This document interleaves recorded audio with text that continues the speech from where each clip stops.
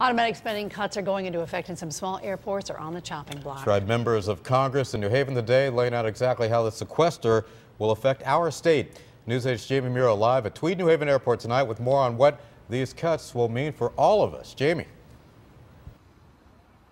Well, Keith and Ann, to look to the future, you got to look to the past first. And since the 1930s, folks have been walking into Tweed Airport. Of course, then it was known as New Haven Municipal Airport. And folks would walk in here, they would fly with what was American Airlines for decades. And then the major carriers stopped flying here. Then the regional carriers came in. And now U.S. Airways is the only airline, commercial airline, to fly out of here. And the door is going to close on our lens.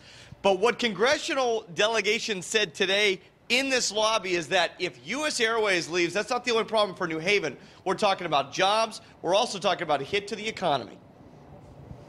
New Haven's Tweed Airport is the antithesis of New York's JFK or Boston's Logan. It's calm, quiet, controlled, with a handful of commercial flights coming in and going out. Tim, this airport's been a tough sell for many years in regards to Westchester or Bradley. Now as we look at budget cuts, in light of what you said, why is Tweed worth saving when we're looking at larger airports that are only 40, 45 minutes away? Well, I'm glad you asked that because we're in a growth mode, frankly.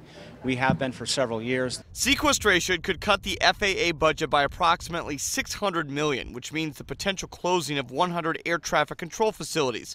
Among the air traffic towers that could close include Tweed New Haven, Hartford Brainerd, Sikorsky Memorial in Bridgeport, Danbury Municipal, Groton, New London, Waterbury, Oxford. U.S. Airways service at Tweed is the sole commercial carrier flying out of any of the facilities earlier mentioned. Democrats say the impact to New Haven could be devastating, particularly jobs at Tweed and then the subsequent ripple effect on other communities. Let's be clear, and I'm not saying this is going to happen. These are our neighbors. These are faces. We've been talking about numbers. These are faces. And the way you build jobs is one at a time. It is a slow, laborious process. This doesn't make sense. Saving Connecticut's defense industry and the jobs with it also was a talking point during Friday's news conference. Tweed may be calm, but the firestorm about its future clearly is not. We're proud of what we do. We're a great little airport, and we're going to get bigger.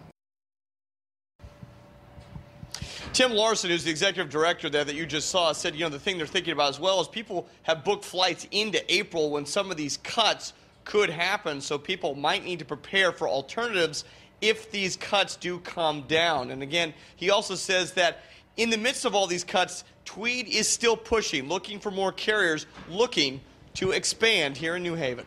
We are live at Tweed Airport. I'm Jamie Muro, News 8.